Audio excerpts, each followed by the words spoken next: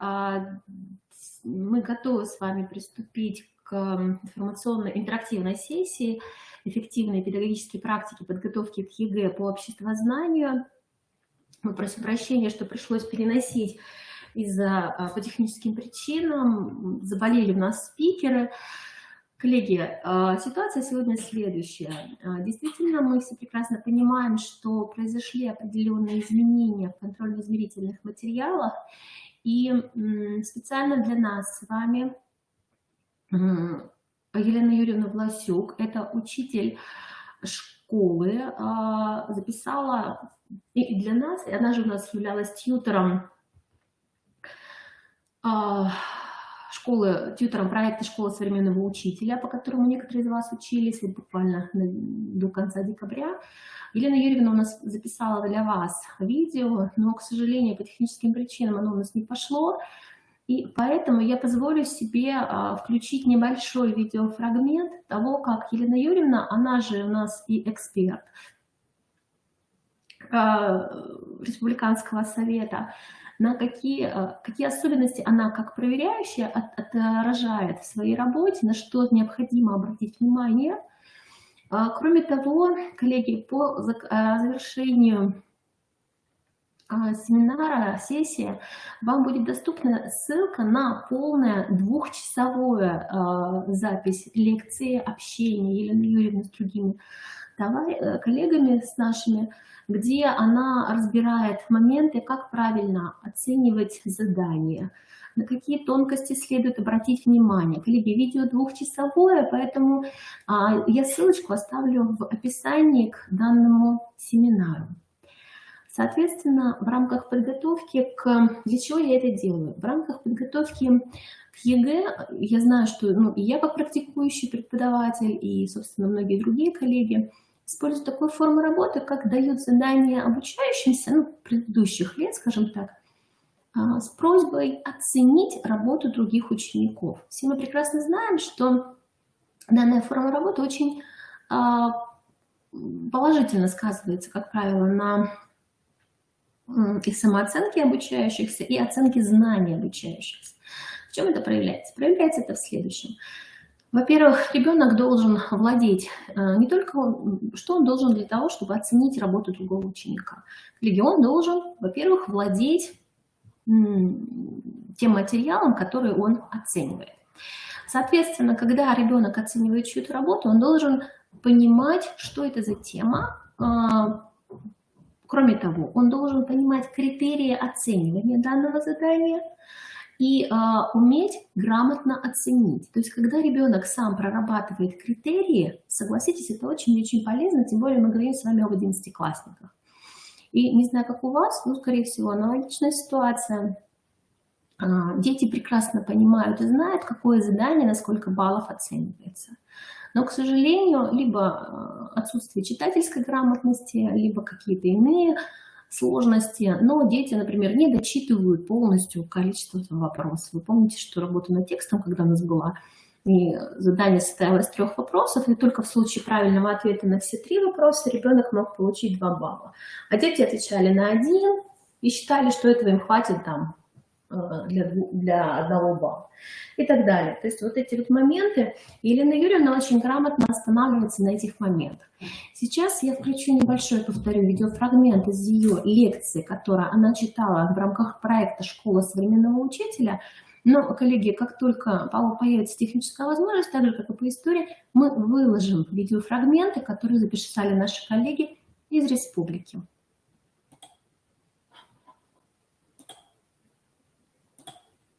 Будете для себя пометочки,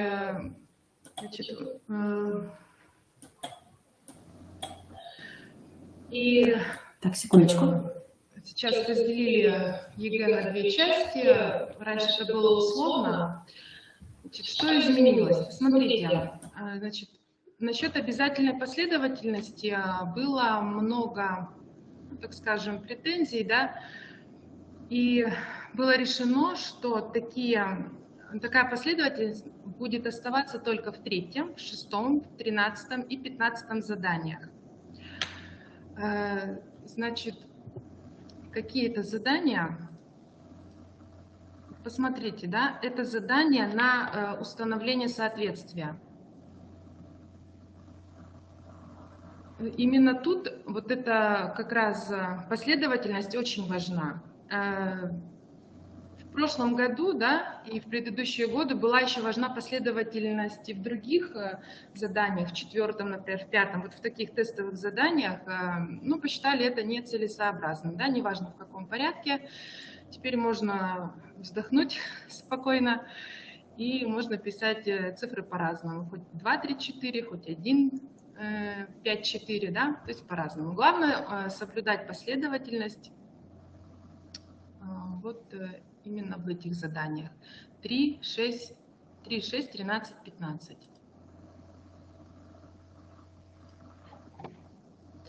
Значит, в тестах также осталось, сейчас будет только 16 заданий в первой части, до этого было 20 в предыдущие годы. Также остались ответы от 2 до 4 правильных. Конкретно в каком задании 2 ответа, а в каком 3, а в каком 4, тоже не уточняется. То есть учащийся должен показать, так скажем, свои умения, навыки, да, правильно выбирать ответы. То есть у него должна быть достаточная база, чтобы выбрать правильно. И здесь отмечает один нюанс. Очень часто учителя неправильно оценивают вот эту тестовую часть.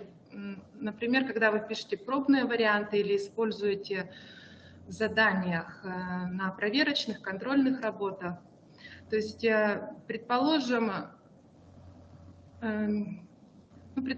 правильный ответ 2, 3, 5, а ребенок пишет 1, 3, 5.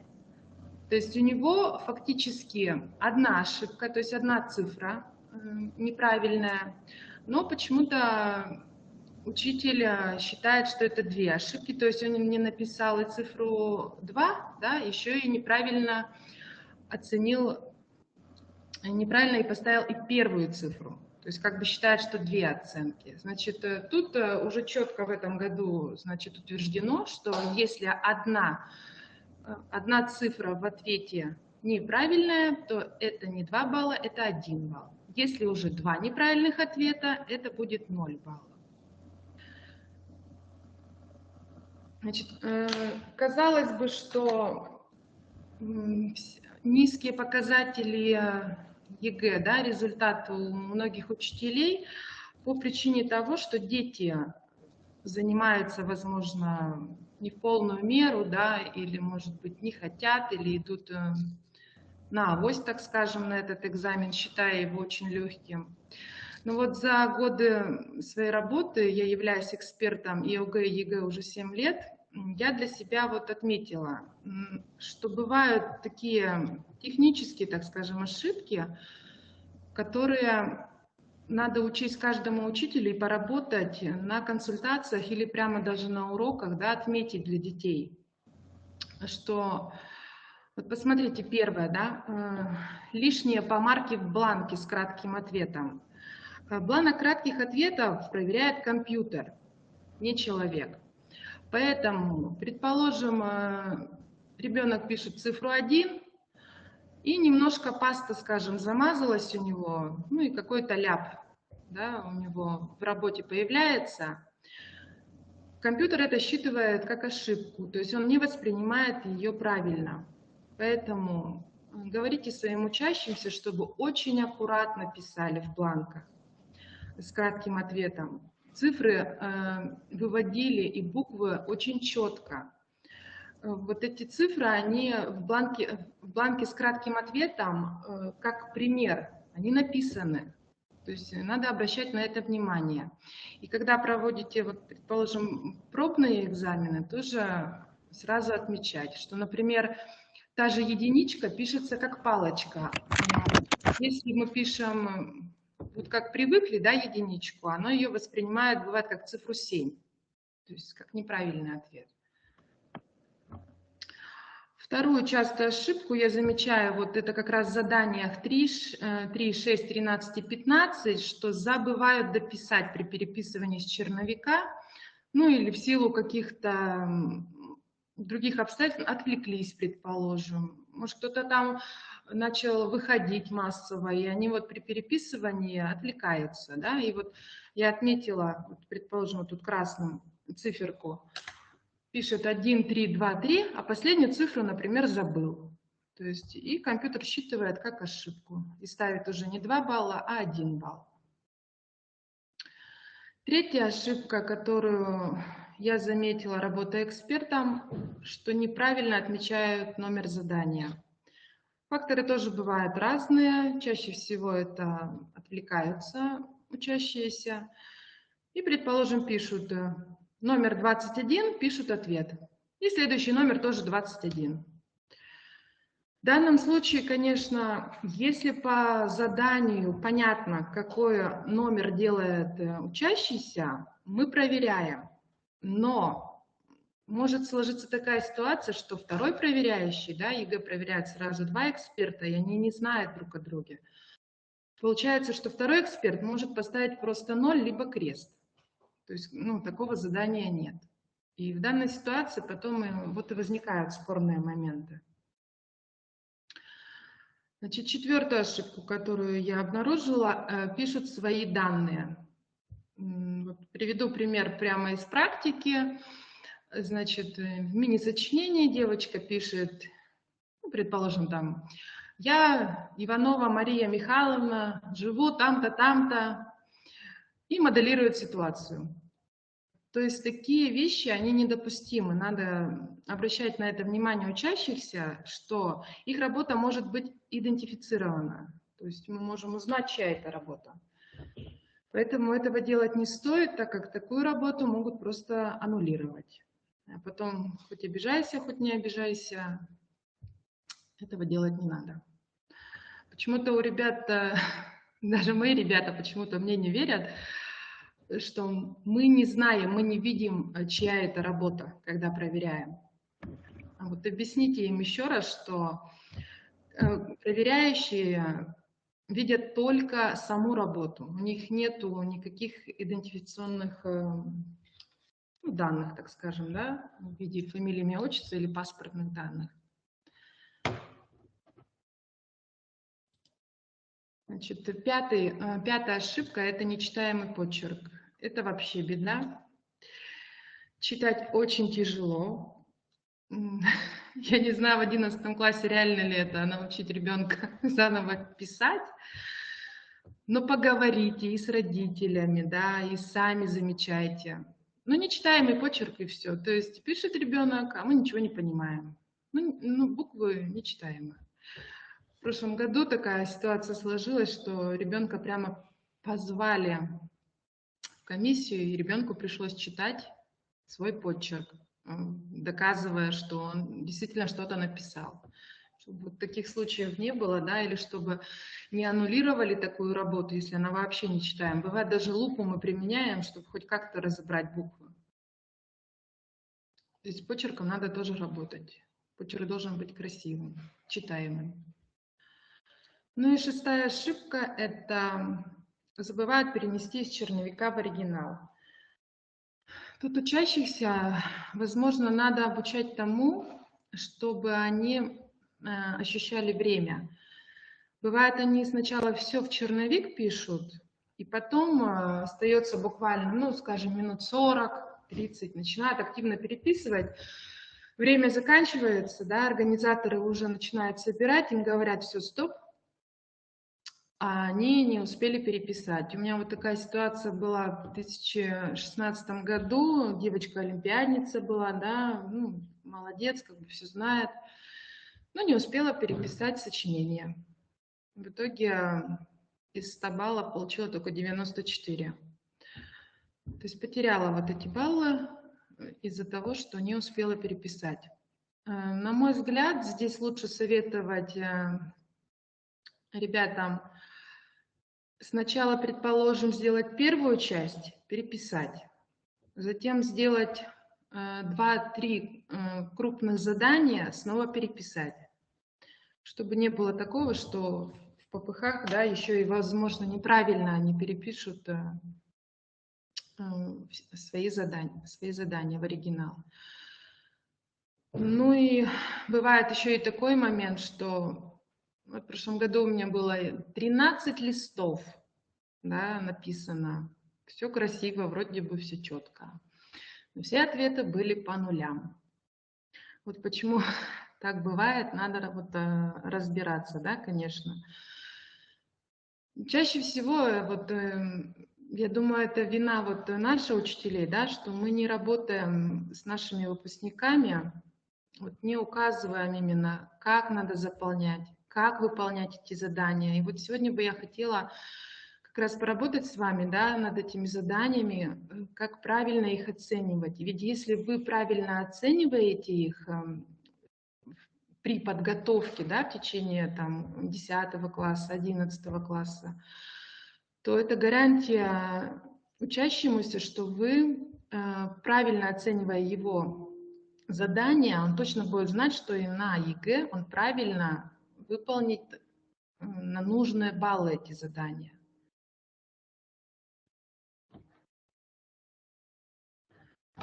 Какие изменения произошли?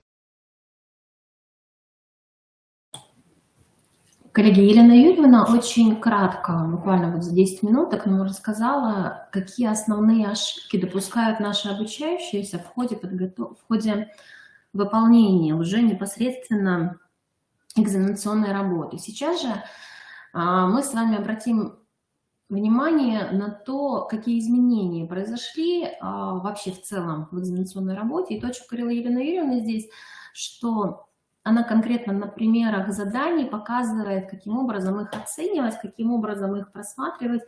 И я себе сейчас позволю небольшое задание вам привести в пример, а потом мы перейдем уже к оценке.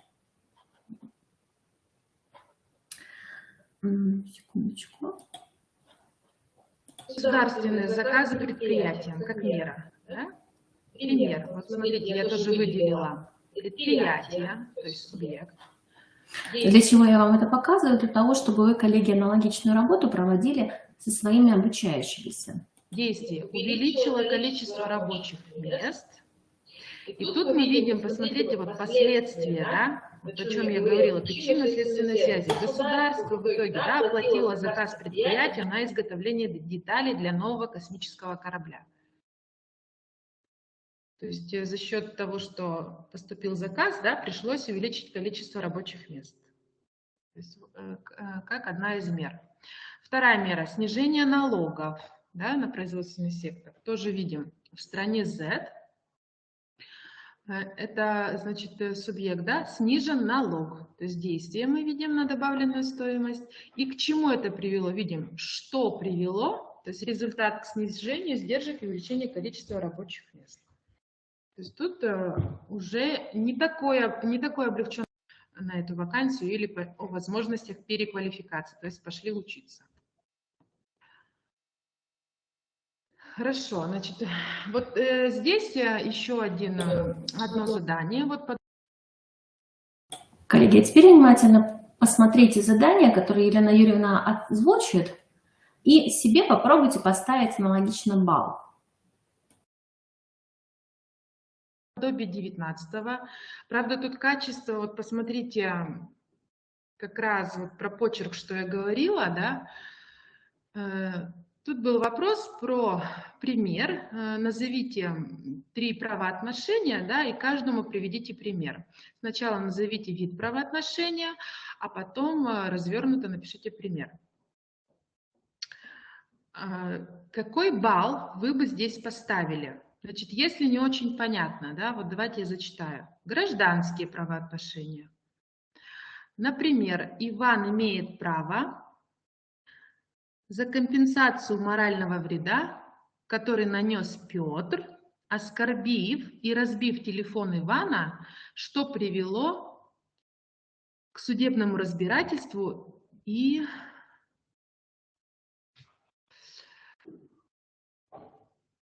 не очень понятно, да, и, в общем, привело к тому, что Петр обязан возместить определенную денежную сумму Ивану, что свидетельствует о... Непонятно, правда. Наступление прав и обязанностей. Что свидетельствует о наступлении, по-моему, прав и обязанностей. В общем, Иван, значит, в судебном разбирательстве попросил компенсацию, да, за то, что Петр его оскорбил и разбил телефон, да, ему пришлось возместить ущерб. Значит, можно ли тут поставить балл, да, за вот этот пример? Это гражданские правоотношения, пишут учащиеся. Второе. Семейные правоотношения. Например, несовершеннолетний Николай имеет право на материальную и моральную поддержку от родителей, что порождает обязанность родителя обеспечивать Николая и поддерживать его в материальном плане, в моральном плане. И третье. Трудовые правоотношения. Например, Степан работает поваром или кем? В общем, кем-то работает, да, и имеет право на регулярную заработную плату, а Егор, его работодатель, обязан выплачивать ему заработную плату регулярно. Вот сколько вы бы поставили баллов? 3, 2 или 1? Понимаю, что тяжело воспринимать, да, но вот какое качество? Как вот дети писали, да, вот как смогла сфотографировать, так и вот вставила. Давайте каждый напишет свой балл и потом пояснит, да, почему, например, снизили или, например, почему 3.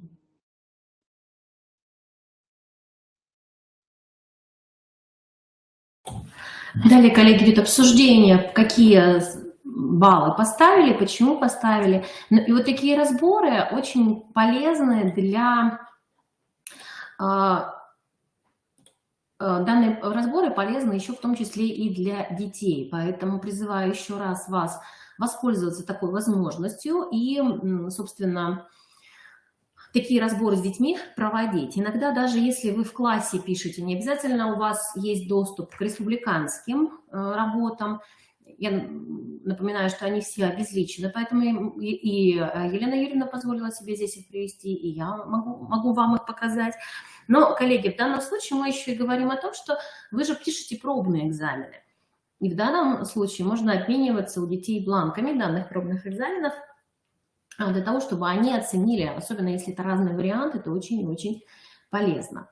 Ну, а сейчас это такой небольшой практический опыт именно одного учителя Успуломской школы, в том числе и республиканского эксперта. А сейчас небольшой видеофрагмент в завершении нашей такой интерактивной сессии, где непосредственно Татьяна Лескова расскажет, какие изменения произошли в ЕГЭ 2022 года, на что нашим детям вместе с вами обращать внимание.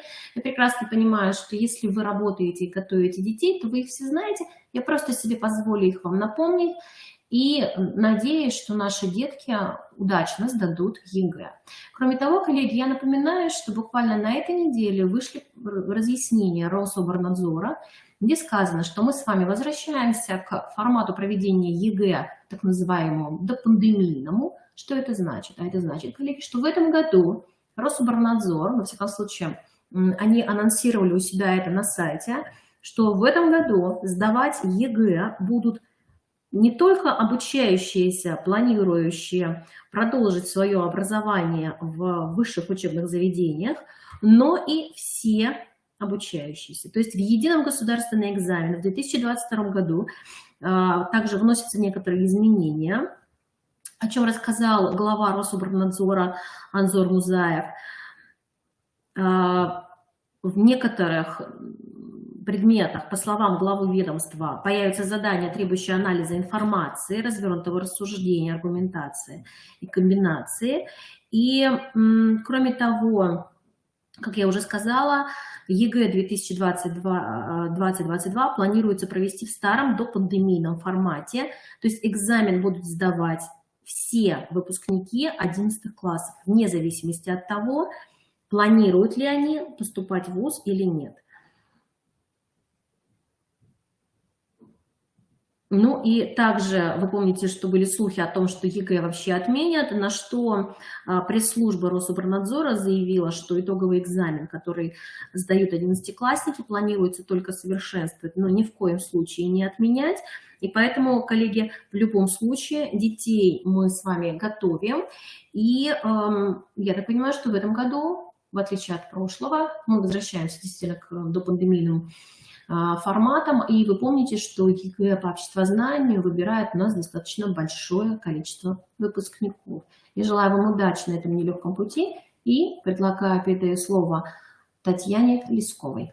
Знаете, в этом году экзамен претерпел достаточно очень серьезные изменения. И для начала, наверное, логичный такой вопрос вполне: а что было не так? Почему вдруг возникла необходимость в этих изменениях? Все было так, все было правильно, просто я напоминаю о том, что у нас в 2022 году завершается переход на федеральный государственный стандарт, на ВГОС. То есть закон об образовании, основной документ, который регулирует деятельность в сфере образования, он говорит о том, что государственная итоговая аттестация проверяет соответствие требованиям ВГОСа.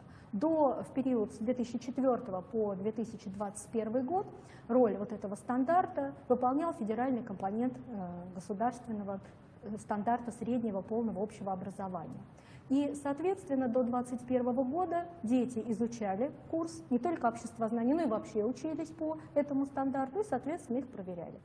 Дети, которые в этом году заканчивают школу, то есть это выпускники 2022 года, они уже пришли в первый класс и уже учились по ВГОСу. Поэтому вполне разумно, что, естественно, происходит процесс перехода на новые стандарты. Что же изменилось непосредственно в нашей работе?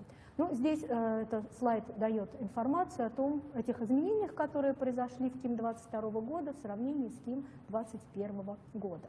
Ну, прежде всего, мы сократили часть заданий. Мы сократили задания по нумерации 2021 года, это первое, второе и 20-е задание. Кроме того, задание с кратким ответом, которое раньше было заданием номер 10 и проверяло умение анализировать графики спроса и предложения, в КИМ 2022 года стало заданием с развернутым ответом. Я более подробно потом покажу эти задания и расскажу о тонкостях. Кроме того, во второй части контрольно-измерительных материалов были убраны дублирующие друг друга задания.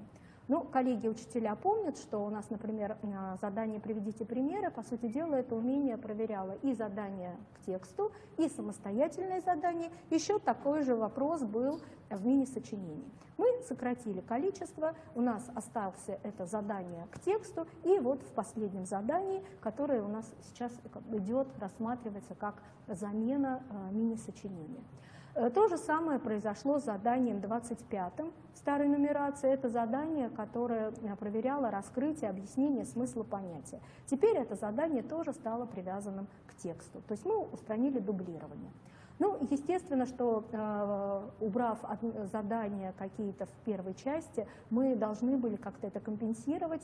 И задача 22, это по аналогии старой 27-й задачи, стало теперь у нас оцениваться не 3 баллами, а 4 баллами. Из контрольно-измерительных материалов 2022 года исключено альтернативное задание, требующее написания мини-сочинений. Это задание 29 по нумерации 2021 года. Кроме того, что же произошло, да, какие нововведения? Первое, ну вот вы увидели уже то, что у нас задание стало с развернутым ответом, которое раньше было с кратким, но у нас появилось еще и новое задание, это очень важное задание, задание, проверяющее понимание нашими выпускниками, гражданами России, юными гражданами России, социально-ценностного смысла Конституции Российской Федерации.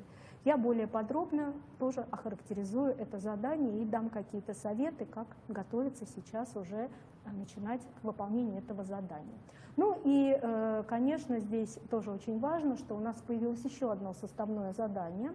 Это задание последнее, его порядковый номер 24 и 25. Это хорошо известное нам задание по плану, и оно дополнено заданием, которое просит, скажем так, конкретизировать какие-то позиции той темы, которую вы уже изложили в плане. Я, естественно, об этом тоже расскажу.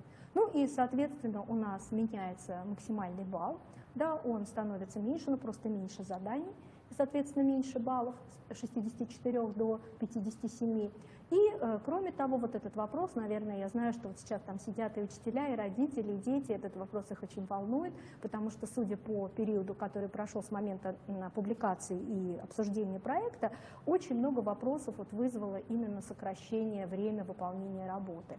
Я хочу сказать сразу, что общее время выполнения работы было действительно сокращено, и этому было разумное обоснование. По той простой причине, что сокращение заданий, о которых мы говорили, по той спецификации, которая была в 2021 году, это, по сути дела, минус 57 минут. Мы сократили на 55 минут, и у нас сейчас в проекте написано 180 минут. Вот, кстати, можно я перебью? Да. У нас уже пришел вопрос от Оксаны Выкала.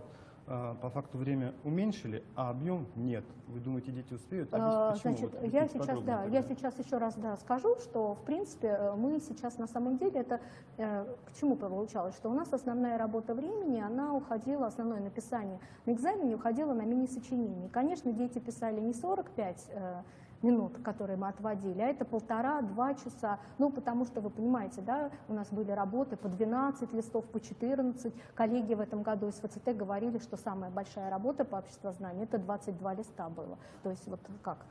Понимаете, это, безусловно, время очень субъективное. К чему я сейчас говорю? Мы действительно проводили расчеты, и даже сейчас у нас продолжается вот эта вот локальная апробация, мы собираем от наших коллег информацию о том, сколько времени уходит на вот написание этих новых заданий.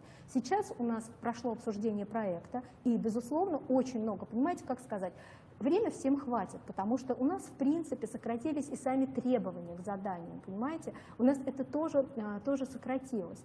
Но здесь какой момент такой возник? Дети волнуются, понимаете? Они волнуются, у них еще только год идет учебный, да, у нас только октябрь, да, а они уже обеспокоены, беспокойны родители, беспокойны учителя. И вы понимаете, мы в этой ситуации, мы остаемся приверженцами того, что этого времени не хватит, но мы сейчас размышляем, ну не размышляем, мы принимаем решение, сколько добавить. То есть, безусловно, это будет больше, чем в проекте, который мы предлагали, ну просто потому, что если люди волнуются, не надо создавать им дополнительных, потому что экзамен это, ну ты изучал курс, ты пришел, и это же интересно, ты проявляешь свои знания, демонстрируешь, чему тебя научили, понимаете? А зачем он должен сидеть и думать, мне не хватит времени, чтобы написать 22 листа?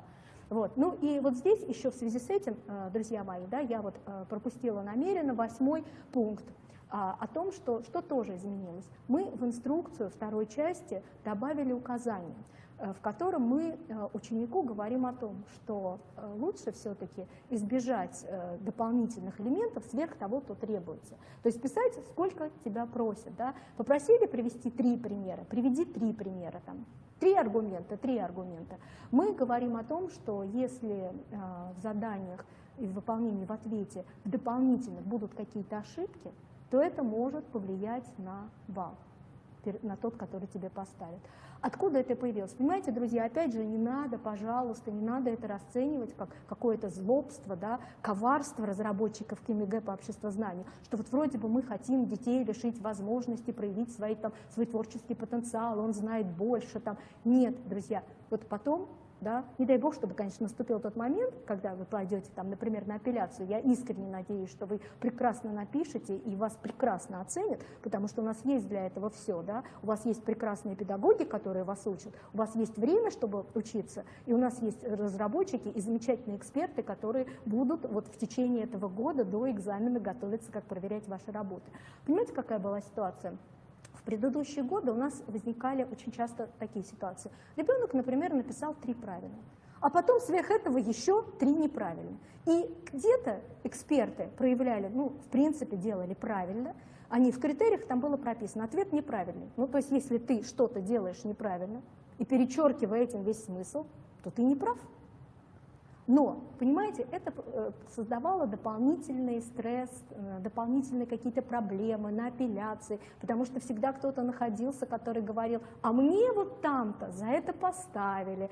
То есть, понимаете, здесь это, я считаю, вы знаете, я считаю, справедливость и честность, это когда ты играешь по правилам, которые известны заранее. Тебя предупредили, да, тебе сказали, что пиши сколько хочешь, но думай о том, что ты пишешь, да, потому что если, не дай бог, в этом что-то там, какие-то ошибки дополнительных, то за них может быть снижен балл. Опять же, друзья, я напоминаю вам о том, что сейчас на сайте ФИПИ опубликован проект, прошло его общественное обсуждение, и сейчас будет научно-методический совет, поэтому тем, кто нас смотрит вот сейчас в прямом эфире, или тем, кто нас будет смотреть в октябре, да, еще, вы все-таки не забудьте и во второй половине ноября зайти на сайт и посмотреть, там уже будут утвержденные документы. Да. Сейчас, вот на данный момент я говорю, и там пока опубликовано то же самое, что вы уже видели. Итак, сама структура осталась прежней, да, это тоже я сейчас на этом акцентирую внимание, потому что в перспективной модели мы планировали сделать так же, как у нас в работе ОГЭ, миксированно, да, то есть мы проверяем же умения по ВГОС, и поэтому у нас было как бы задание с кратким ответом, задание с развернутым ответом. Но поскольку наши нынешние выпускники, наши нынешние 11-классники находятся в такой ситуации, что они не сдавали ОГЭ по обществознанию, мы не знаем, у них нет опыта, да, и мы не знаем, как работает именно такая модель, ну, как мы ее называем, миксированная. Да. Поэтому мы действительно после обсуждения перспективной модели мы в этом году сохраняем две части. Первая часть — 16 заданий с кратким ответом, и вторая часть — это 9 заданий с развернутым ответом. Первое составное задание с фрагментом текста нам знакомое, второе это задание, 21 задание — это анализ рисунка, изменение спроса предложения, задание задачи 22, задание 23 на знание и понимание ценностей, принципов и норм, закрепленных Конституцией Российской Федерации, и составное задание 24-25, которое проверяет умение подготавливать доклад по определенной теме. Вот это та самая инструкция, о которой я сейчас много говорила, да, вот не следует в развернутом ответе на любое из заданий 17-25 приводить больше позиций, признаков, характеристик, примеров, аргументов и так далее, чем требуется в задании. Неточности и ошибки в дополнительных элементах ответа могут привести к снижению балла. Еще раз повторяю, это не то, что мы говорим, ни в коем случае не пишите, не надо это так расценивать. Мы вам говорим, пишите, но помните, что если вы не уверены в качестве того, и если в этих дополнительных будут какие-то недочеты, то это будет, безусловно, отражено на вашем конечном результате. Ну, задание по графику. Значит, вы уже это задание из демонстрационного варианта, и уже многие его обсудили, посмотрели. Что здесь самое главное? Здесь задание, да, его отличие от предыдущих лет заключается не только в том, что это задание с развернутым ответом. Раньше мы спрашивали только либо спрос, либо предложение. И это достаточно так оправдавший себя формат, он хорошо работал.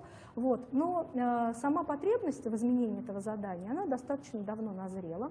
И я хочу сказать следующее, что вот сейчас, наверное, будут говорить, ой, мы к этому не готовили, там, мы этого не учили. Ну, друзья мои, это изучается в школьном курсе. И во всех учебниках из федерального перечня, тот, кто прочитал уже метод рекомендаций, опубликованный в августе на сайте Федерального института педагогических измерений, он видит там мной приведенный перечень, где я говорю, где, на каких страницах, вот в учебниках базового уровня из федерального перечня, из тех учебников, по которым дети учились, нынешние 11-классники, по которым они учились в 10 классе, да? Потому что мы же не можем сейчас говорить, все, давайте бросаем и начинаем на какой-то новый переходить. Это неправильно. Там все это есть. И, соответственно, это задание, оно требует достаточно таких простых операций. Первое – это изменение равновесной цены. Это элементарное действие, которое проверяет умение анализа графической информации, да, потому что ответ на этот вопрос, он содержится в самом графике.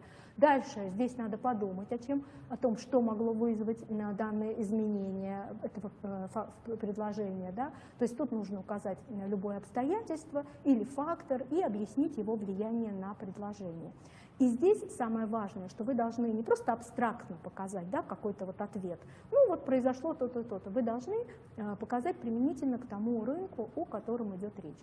Ну и дальше третье задание, оно всегда связано с тем показателем, изменение которого на графике не отражено. Да, в данном случае вот у нас меняется предложение, а мы предлагаем вам с учетом знаний, которые вы получили, с учетом понимания равновесной цены, с учетом понимания, как вообще работают факторы спроса и предложения. Мы просим вас в данном случае, даем некое условие, когда при прочих равных, например, в данном случае вырастут доходы населения, да, как изменится спрос и равновесная цена на данном рынке. Ну, вот здесь так нам очень красиво, образно коллеги прорисовали критерии, да, не так, как в обычном сухом у нас документе бывает. Друзья мои, вот здесь самое главное, на что можно обратить внимание, да, то, что вы можете дать и объяснить любое другое обстоятельство и фактор, не такое, как у нас в данном случае, мы все связываем с внедрением новых высокопроизводительных технологий. Да. Но главное, что должна быть обязательно привязка к тому рынку, о котором идет речь. Вот видите, у нас здесь написано, что в связи, благодаря внедрению новых технологий сократилось время производства одного автомобиля, что позволило увеличить количество произведенных автомобилей. То есть мы показываем, да, что мы поняли, о чем идет речь, мы проанализировали рынок, понимаем, что речь идет не вообще о предложении, а конкретно о ситуации на рынке производства автомобилей. Вот. Ну и, соответственно, дальше засчитывается только объяснение данное применительное. То есть если вы просто напишете, да, повысились там, я не знаю, технологии, сократились издержки, без указания, что это не будет засчитано. Ну и третий вопрос, да, мы говорим о том, что вот ситуация, ответ на третий вопрос, тут надо обязательно дать ответы на два элемента. Да, то есть и изменение спроса, в данном случае его увеличение, и увеличение равновесной цены. То есть, ребята, будьте, пожалуйста, внимательны. Вы знаете, это действительно, вот все часто спрашивают, ой, если я напишу больше, вы знаете, практика показывает, что очень мало кто пишет больше, чем надо. Это бывает либо действительно хорошо подготовленные дети, и у них не возникает вопросов, они действительно просто показывают свои знания. Либо бывают дети, которые пишут, ну просто, а вдруг что-нибудь, да, пригодится, да, вдруг что-нибудь и засчитают. В этом году это не пройдет. Вот. Так вот, почему я говорю? У нас бывает чаще другая ситуация. Когда мы ему в условии написали, назови там 3 признака, 2 признака, да, и за это тебе, за это может быть поставлен максимальный балл. Они не указывают этого.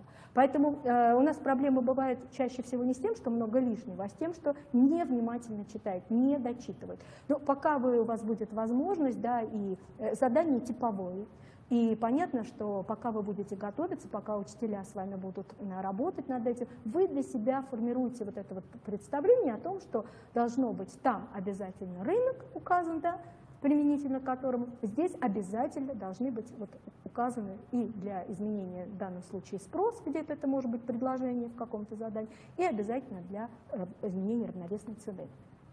Ну, вот это вот задание, сейчас по нему очень много приходит вопросов, и это задание по Конституции Российской Федерации. Вы знаете, вопросы, которые в основном касаются, вот детям сейчас учить все надо, ой, значит, вот мы их будем зазубривать, мы будем их натаскивать. Друзья мои, вот это задание, оно совсем не про натаскивание, оно про понимание основного документа. Мы все-таки не забываем о том, что обществознание, помимо того, что это самый популярный предмет, да, а для меня, и я надеюсь, что для тех, кто меня сейчас смотрит, это самый лучший предмет на свете, это все-таки один из важнейших предметов, который способствует социализации и задаче формирования общегражданской идентичности российской. Это прежде всего наша основная задача нашего предмета. И мы должны, мы ее видим в чем? Мы хотим помочь нашим молодым гражданам Российской Федерации, да, когда они вступают в жизнь, рассказать о их правах, обязанностях. Хотя часто ругают, говорят, что все права знают, обязанности никто не знает. Но, тем не менее, понять, что это за документ, какие в нем заложены ценности. Понимаете, вот это очень важно. Ну, я приведу пример. Здесь, в данном случае, да, социально-ценностная конституция. Правда, был один такой очень странный вопрос от человека, который назвал себя учителем. И меня немножко это тоже удивило, потому что я думаю, скорее всего, это ребенок. Он мне говорит, а что это у вас критерии? Да, вот я сейчас просто покажу. Что это у вас такие критерии? И тут ничего нет про социальное, только один пункт про социальное государство. То есть человек, он подумал, что если слово «социальное», то значит обязательно должны рассказывать рассказывать о том, что социальное государство. Да? В данном случае, понимаете, слово «социально-ценностная конституция», мы вкладываем в это смысл те общественно значимые ценности, которые закладывает Конституция и которые должны лежать в основе нашего гражданского воспитания. Посмотрите, вот сейчас, да, я не случайно здесь, спасибо большое коллегам, кто так красиво нарисовал вот этот слайд, говорит о том, что обратите внимание на то, что правильное выполнение задания не требует указания в ответе номеров соответствующих статей Конституции и дословного воспроизведения их содержания. Я понимаю, что вот сейчас опять же сидят коллеги и говорят: Татьяна Евгеньевна, ну, хотя бы какие-то примеры, что еще можно спросить, да, такого плана по Конституции. Друзья мои, сейчас, пока еще действительно вы знаете, что не вышли, возможно, те материалы, которыми вы привыкли пользоваться при подготовке, да, я предлагаю вам, изучая Конституцию, изучая ее содержание, обращать внимание детей на то, что стоит за этими статьями, что стоит за этими правами. Например, как Конституция позволяет гражданину Российской Федерации там, реализовать свой потенциал в политической сфере, в экономической сфере, в культурной сфере, да, как реализуется право на образование. Безусловно, конечно, будут и задания, где мы будем просить объяснить понятие, что такое федеративное государство, что такое республиканское государство, что такое суверенное государство. То есть какие-то вещи, чтобы дети понимали основы того строя и основные права, свободы и обязанности гражданина Российской Федерации. И они, понимаете, это не просто, мы не будем говорить право на труд, да? Мы будем говорить о том, что, допустим, как реализуется там, социальная потребность в труде, как Конституция позволяет гражданину Российской Федерации создать условия для реализации его там в труде, для реализации его в творчестве, для реализации его как собственника факторов производства. Я сейчас вот так вот наугад просто даю вам темы, да, то есть вот, к примеру, даже вот на этом примере этого задания посмотрим, да, то есть что мы здесь? Мы говорим, перечисляем те ценности, которые заложены в Конституции. Например, в Конституции Российской Федерации утверждается ценность прав и свобод человека, гражданского мира и согласия. В Конституции закреплены социальные ценности, исторической памяти, патриотизма, детства и семьи. В Конституции закреплена ценность российской культуры, разнообразие культур народов России. В Конституции закреплен социальный характер российского государства. То есть здесь вот действительно мы не говорим, вот в статье такой-то, там то-то, то-то, то-то, то-то. Ты прочитал, ты понял, тебе дали задание, ты интерпретировал информацию, которая есть у тебя, и ты пишешь ответ. Коллеги-педагоги, ну, я надеюсь, что я немножко вам вот подсказала сейчас русло, в котором вы можете. Еще это задание, на самом деле, помимо того, что мы вот действительно видим в эту такую, ну, может быть, как кто-то скажет, что я что-то очень пафосное говорю, да, но мы действительно видим в этом миссию определенную нашего предмета. Ну, это действительно так и есть. Но помимо этого я еще хочу сказать, наверное, сейчас немножко все другие скажут, ну вот, от миссии перешли к каким-то утилитарным задачам. Вы знаете, что у нас получилось? У нас ведь задание по Конституции уже достаточно давно в экзамене. И у нас есть позиция, на которой всегда стоит задание, где мы проверяем знания 1 и 2 главы Конституции. И так уж получилось, это в силу тестологических особенностей, результатов экзамена, у нас это задание оценивается 1 баллом. То есть у нас получается, что наши ученики, многие из которых действительно знают блестящее содержание Конституции Российской Федерации, получается, что они, тратя время, силы, энергию, ну, за это, ну, скажем так, могут только 1 балл получить. Мы решили, что такое задание, во-первых, оно будет решать сразу задачи, да, и задачу того, что вы познакомитесь, узнаете, поймете и, надеюсь, осознаете смысл того, что там написано, и в то же самое время это такой стимул, что за максимальный балл 3 балла. Вот. Ну, значит, здесь я еще раз говорю о том, что не надо дословно воспроизводить, это вообще не... Можно один уточняющий вопрос, уже пришел как раз по 23-му заданию от Олега Зеленского, уточняющий. Задание 23 только по Конституции, просто в некоторых документах видел, что это задание на знание Конституции и законодательства. Хотелось бы развеять все сомнения. Да, ну, мне кажется, что Олег, по-моему, писал нам тоже письмо, мне кажется, федеральное, ну, или я ошибаюсь, просто... Я отвечала на такие письма. Вы знаете, дорогие друзья, да, действительно так получилось, что там было некое разночтение, чисто техническое, но мы его исправили. И вот я уже не случайно говорю о том, что в проекте было, да, там, где шли перемены, мы говорили вообще о законодательстве, где изменения. И, скажем так, в приложении номер 1 у нас не было там вот указано четко, что по позиции 5.4. По позиции, которая в кодификаторе Конституции Российской Федерации. Мы это изменили, скорректировали, потому что вот я благодарю, почему я сказала, что, по-моему, как раз Олег нам об этом и писал, он первый, кто об этом написал, мне кажется. Вот, или, может, просто я Олега, только, не знаю.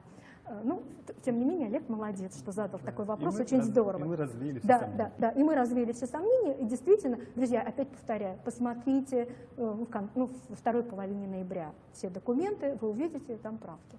Ну и вот последнее задание, вот 24-е, 25-е. Ну, 24-е это задание по плану. Я, наверное, не буду сейчас о нем вот подробно на нем останавливаться, потому что это задание, оно не является проблемным ни для детей, ни для не для учителей, которые уже, наверное, лет 8 знают, как и что. И я хочу здесь тоже, опять же, все-таки пользуясь эфиром в начале года и тем, что у нас недавно был наш праздник, поблагодарить коллег обществоведов, потому что, вы знаете, друзья, вот когда мы потом проверяем работы, когда мы готовимся к материалу, к экспертизам, мы видим вашу колоссальную работу. И вот знаете, такие задания, которые существуют из года в год, ты по ним можешь отслеживать, ты видишь, какой труд вообще вкладывают наши педагоги в то, чтобы дети давали хорошие результаты. Понятно, что дети тоже стараются, но все-таки педагоги, вот наши обществоведы, я всегда говорю, что это универсальные солдаты, они все, экономика, политика, право, и социология, и социальная философия, и социальная психология. Но вот здесь вот молодцы. Вот что касается 25-го задания. Значит, я сразу хочу обратить вот на что внимание. Вы знаете, сегодня, когда я готовилась к этому эфиру, мне писали тоже многие мои коллеги, вот, и я очень благодарю свою коллегу из Кирова, Надежду Федоровну Крицкую. Она мне сказала: Татьяна Евгеньевна, если я сама не смогу дозвониться, то вот вы, пожалуйста, скажите, у нас возникают вопросы по поводу того, как оформлять это задание.